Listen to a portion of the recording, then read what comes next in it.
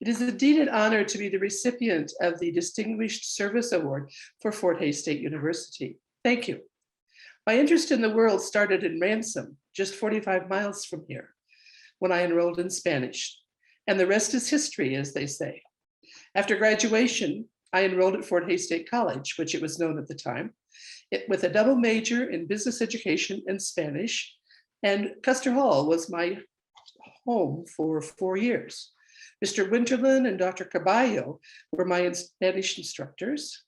And the People to People Club gave me an opportunity to meet international students from everywhere and piqued my interest in learning about other cultures and customs.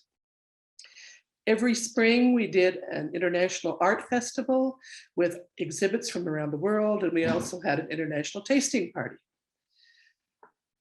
I remember vividly a student cooking seaweed in the kitchenette in Custer Hall, and the smell of that seaweed in the trunk of my car as we went to the international potluck dinner, and for weeks after in the trunk of my car. In my senior year, it was my privilege to be the president of the People to People Club. And little did I know the influence that that organization would have on my life. Graduation came, and I went to teach Spanish at Goodland, in the Goodland School District. When an opportunity arose to consider bringing in international high school students through the AFS Intercultural Program, I was fully on board. Having grown up in a rural school, I knew what it was like to not have much diversity, if any, and let alone any international influence in the school. So over 100 AFS students later, the tradition continues at Goodland High School. As we speak, a boy from Italy is attending Goodland High School, sharing his culture with the students and the community. My life has been about connections.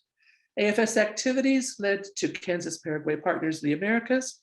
There's a Kansas-Paraguay Partners sculpture near Sternberg. And Paraguayan students attend Fort Hays State University through a special accord between the state of Kansas and the country of Paraguay.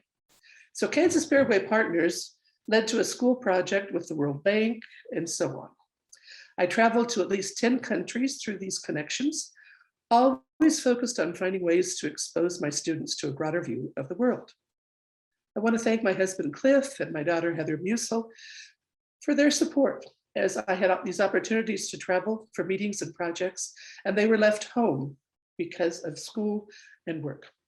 I also would like to thank the Goodland School District because they were very supportive and granted me professional leave to pursue the projects and do the traveling, because they knew the activities and the learnings that I gathered would end up back in my classroom via slideshows, stories, artifacts, Skype calls with Peace Corps volunteers, hands-on activities, anything to bring the culture alive. These are the things that my former students tell me that they remember about Spanish class. Everything I've mentioned outside of my classroom has been volunteer work. Growing up in Ransom, my parents were excellent role models as community volunteers, and they demonstrated the concept of it takes a village. After retirement, I've had more time to serve on other boards, including the local museum board and the local historical society board. And currently I serve as the secretary on the board for Options Domestic and Sexual Violence Board of Directors for Northwest Kansas.